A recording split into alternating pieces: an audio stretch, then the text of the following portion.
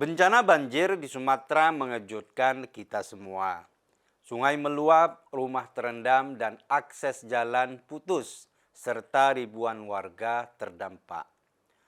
Di tengah deru air dan jeritan warga, muncul sosok yang langsung menarik perhatian publik, yaitu Zulkifli Hasan atau Zulhas, yaitu Menteri Koordinator Bidang Kemaritiman dan Investasi.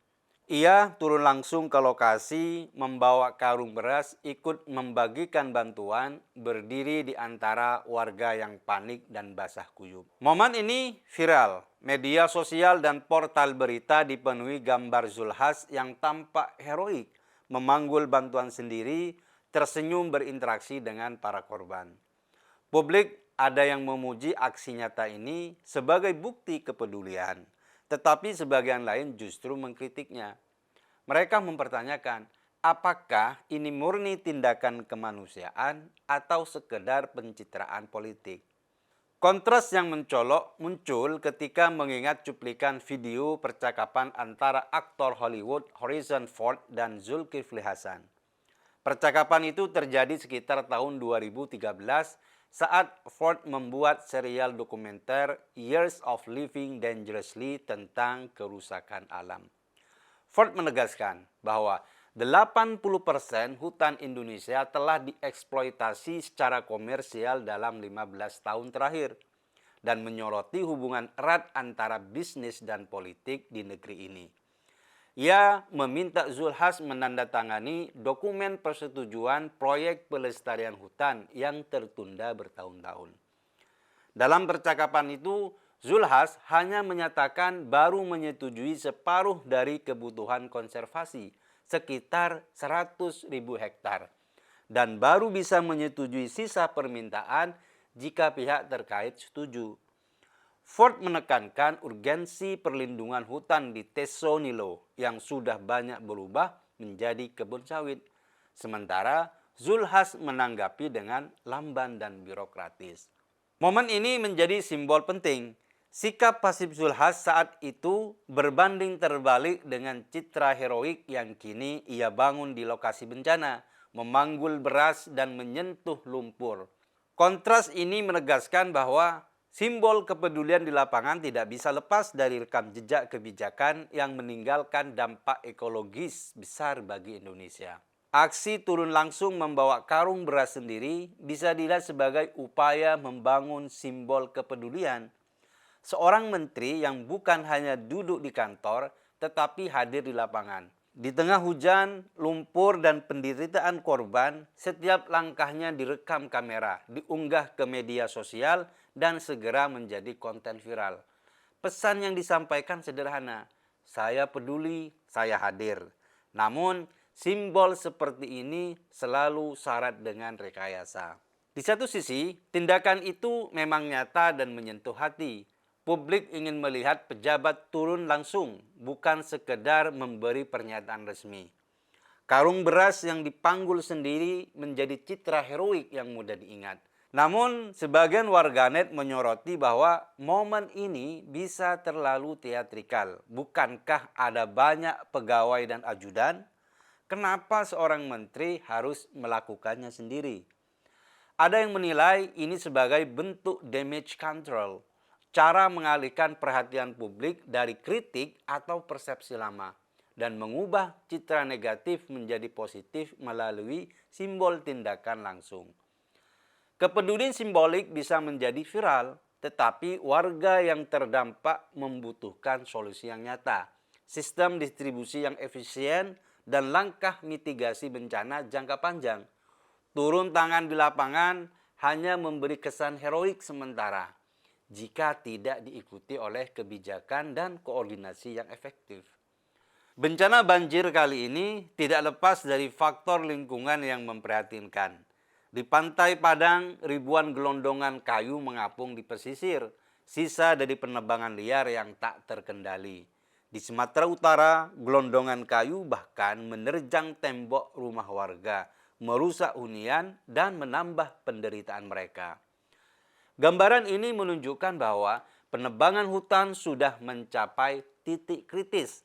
Alam sedang memberi peringatan keras Banjir bukan sekedar fenomena alam, ia adalah konsekuensi dari eksploitasi hutan yang berlebihan.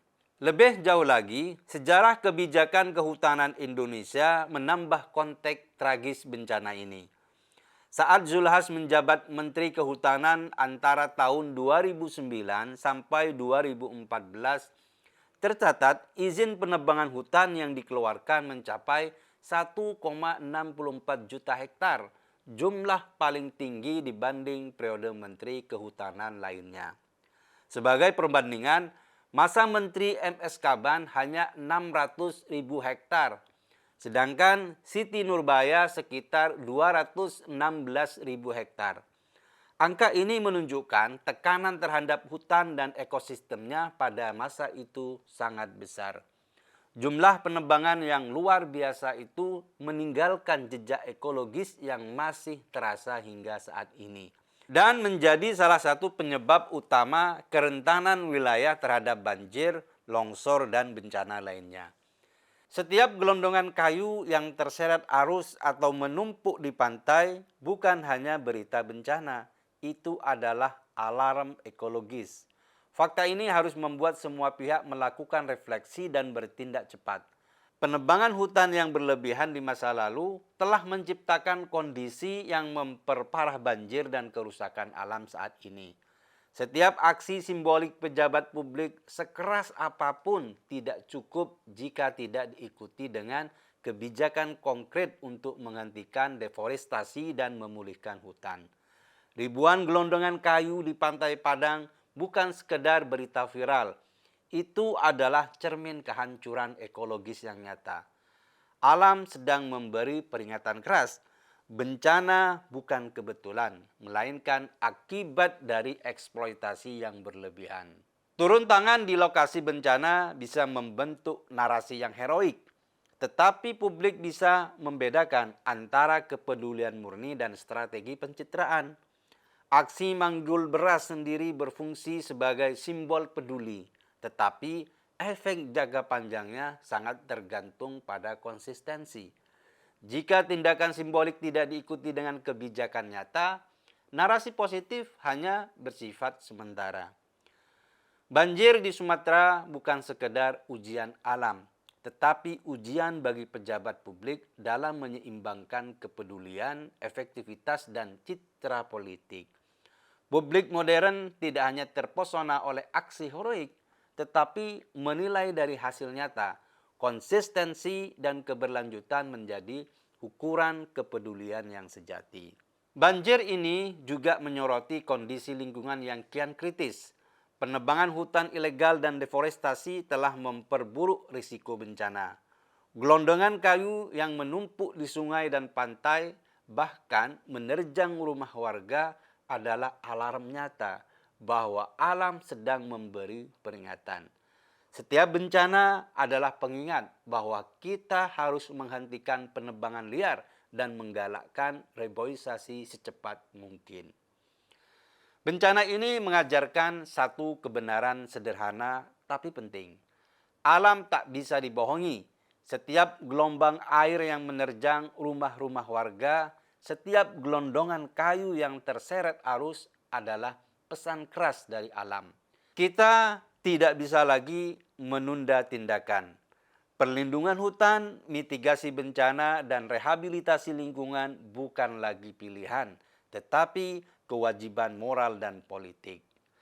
Alam sedang menghukum dan rakyat menilai.